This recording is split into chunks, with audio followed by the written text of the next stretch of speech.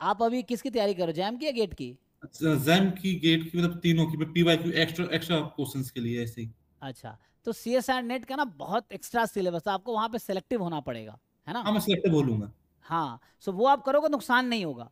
जैसे आपको, जैसे मान लो जो बच्चा, आप जैम के एस्पिरेंट्स हो, है ना, जैम गेट का पैटर्न सेम है, क्वेश्चन का लेवल ऑलमोस्ट सेम है, सिमिलर सिलेबस पे, है ना। तो जैसे अब मान लो आप, जैसे अभी पेपर करने की बात है, जैसे सीयूटी का लेवल बहुत आसान है, उसके क्वेश्चन पीवाईक्यू करो ना करो बराबर, बहुत आसान सीयूटी क्वेश्चन है, यू कैन इग्नोर। मान लो नेट का है, तो इसके क्वेश्चंस में लेवल है, लेकिन आपको ये पता, जब आप कोई क्वेश्चन पढ़ रहे हो ना आप, तो उसमें आपको ये पता हो कि आपके, अगर आप जैम का एस्पिरेंट हो तो आपके जैम का सिलेबस का एक एक पॉइंट पता हो कि ये सिलेबस में है। जब आप नेट के क्वेश्चन, एग्जाम्पल आप नेट का पीवाईक्यू उठाए, आपने क्वेश्चन 1 पढ़ा, तो क्वेश्चन 1 पढ़ के आपको खुद ही पता होना चाहिए, अच्छा ये टॉपिक जैम के सिलेबस का है या नहीं है, नहीं है तो इग्नोर करो, उस पर टाइम वेस्ट करने की जरूरत नहीं है ना।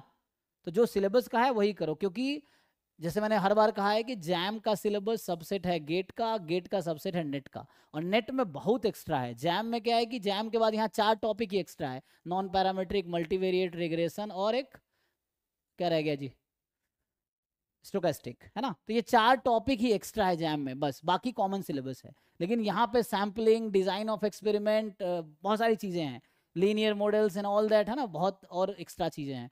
सो यू कैन डू, नुकसान नहीं होगा, जैम गेट नेट तीनों का पीवाईक्यू करो, लेकिन अपने एक एग्जाम को प्रायोरिटाइज करके। आप तैयारी एक ही एग्जाम की करो, क्वेश्चंस डिफरेंट एग्जाम का सॉल्व कर सकते हो, है ना। मतलब अगर सारे एग्जाम की तैयारी करोगे तो फिर दिक्कत हो जाएगा। और आप जैम, मतलब प्रायोरिटी सेट करो कि एक्चुअल एग्जाम आपको निकालना किसका है, और देन उन सिलेबस को, बाकी एग्जाम के क्वेश्चंस उसी सिलेबस का सॉल्व करो। मान लो आप जैम एस्पिरेंट्स हो, तो you just solve GATE NET में वही क्वेश्चन सॉल्व करो जो जैम के सिलेबस के हैं, ओनली दैट, बाहर का मत करो, है ना। मतलब सब कुछ सीखने के लिए जिंदगी कम है, मैं बता रहा हूँ। जिस दिन मर रहे होगे ना, अगर पूरे साल पढ़ते रहो 24 घंटे, फिर भी जिस दिन मरेंगे तब भी सब कुछ नहीं कवर होगा, इतनी सारी चीजें हैं। तो उस चक्कर में पढ़ना ही नहीं है, हमें देखना है कितनी जरूरत है, उस पर काम करना है, ठीक है। So we don't have to do everything.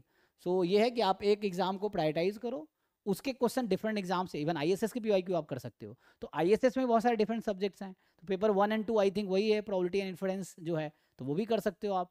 तो बट है ना, जैसे जैम, गेट, नेट, आईएसएस, इन सब एग्जाम के पीवाईक्यू करो, लेकिन सिर्फ उन्हीं क्वेश्चन से करो जो एग्जाम आपकी प्रायोरिटी में है, उसी सिलेबस को कवर करो। सो एक एग्जाम को प्रायोरिटी में रख के सॉल्व करोगे ना, तो वो एग्जाम तो निकलेगा ही, साथ में बाकी एग्जाम भी निकल जाएगा। और हर एग्जाम को कवर करने के चक्कर में रहोगे तो कुछ नहीं होगा।